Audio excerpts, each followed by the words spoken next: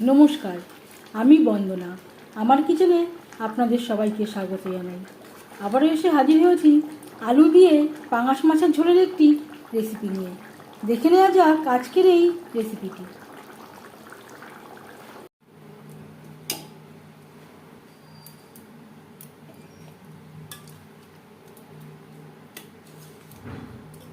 পাঙাশ মাছের ঝোল রান্না করতে এখানে আমি নিয়েছি 10 পিস পাঙাশ মাছ, সাথে রয়েছে 2 টুকরো মাথা। মাছ আমি পরিষ্কার করে ধুয়ে নিয়েছি। সবার প্রথমে ম্যারিনেট করব।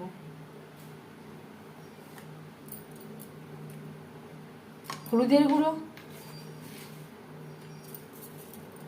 স্বাদ মতো লবণ, লবণ হলুদ দিয়ে মাছ বেশ ভালো করে মেখে নেব। খুব সহজ একটা রান্না।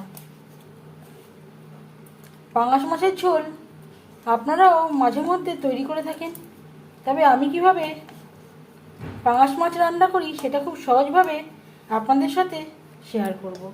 লবণ হলুদ মাছে বেশ ভালো করে মেখে নিয়েছি। তেল আমি গরম করে নেব। আমি রান্নাটা করব রিফাইন্ড অয়েলে। 4-5 চামচ রিফাইন্ড অয়েল গরম করে নিয়েছি। দিয়ে দিলাম লবণ হলুদ মেখে রাখা মাছ।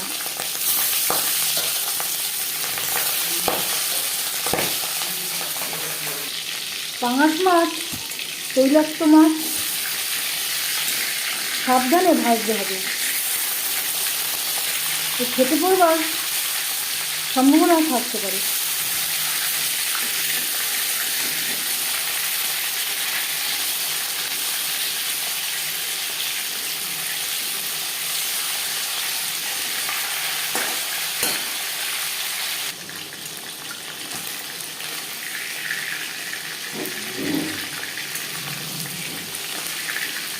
প্রথম ব্যাচের মাছ ভাজা হয়ে গেছে, একটা পাত্রে উঠিয়ে নেব।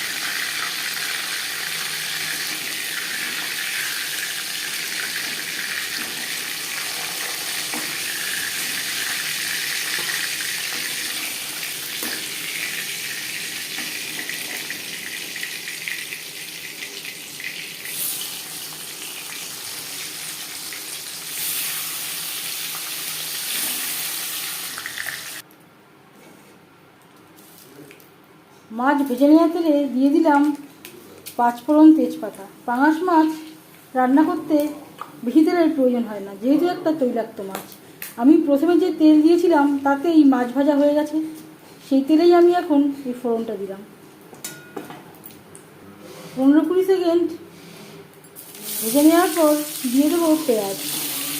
2টো পেঁয়াজ আমি স্লাইস করে, 3টে পেঁয়াজ আমি স্লাইস করে কেটে নিয়েছি। পাঙাশ মাছ রান্না করতে আর নিয়েছি 4টে আলু, যেটা আমি খোসা ছাড়িয়ে পাতলা করে কেটে নিয়েছি, পরিষ্কার করে ধুয়ে নিয়েছি। এখানে রয়েছে বড় সাইজের 4টে টমেটো, 15-20টা কাঁচা পাকা লঙ্কা আর আদা। 3-4 মিনিট পেঁয়াজ ভেজে নেওয়ার পর দিয়ে দেবো মশলাতে। যেহেতু পাঙাশ মাছের রেসিপি একটু ঝাল ঝাল খেতেই ভালো লাগে। পেঁয়াজের সাথে মশলা বেশ ভালো করে মিক্সড করে দেবো। আর লাগছে হলুদের গুঁড়ো,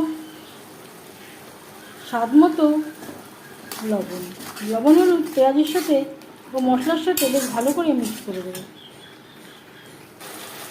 আর লাগছে 10-12 কোয়া রসুন। যেহেতু পাঙাশ মাছ অবশ্যই একটু রসুন পেঁয়াজের ব্যবহার করতে হবে। পেঁয়াজের সাথে 3-4 মিনিট মশলা কষিয়ে নেওয়ার পর দিয়ে দেবো আলু আমি আগে আর ভাজলাম না। আপনারা চাইলে আলু আগে একবার ভেজে নিতে পারেন। মশলার সাথে আলু বেশ ভালো করে মিক্সড করে দেবো। আর দিয়ে দেবো মশলা ধোয়া জল, যাতে পুরো মশলাটাই অ্যাড করতে পারি। মিডিয়াম ফ্লেমে 4-5 মিনিট রান্না করব। এর মাঝে আমি 1-2বার নাড়াচাড়া করে দিয়েছিলাম। রান্নার স্বাদ অনেকটাই নির্ভর করে মশলা কষানোর উপর। আলু প্রায় সেদ্ধ হয়ে এসছে।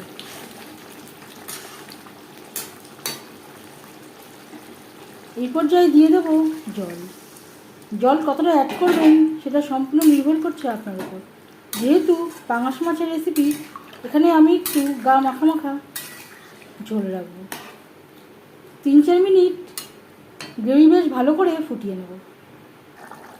3-4 মিনিট গ্রেভি বেশ ভালো করে ফুটিয়ে নেওয়ার পর দিয়ে দেব ভেজে রাখা মাছ ও মাছের মাথা। গ্রেভির সাথে মাছ বেশ ভালো করে মিক্সড করে দেবো। গ্রেভির সাথে মাছ আরও 3-4 মিনিট রান্না করব। 4-5 মিনিট রান্না করে নেওয়ার পর এবার যাচ্ছি ফাইনাল স্টেপে। দিয়ে দিলাম 1/2 চামচ গরম মশলা পাউডার, আর দিয়ে দেবো 1 মুঠো ধনেপাতা কুচি।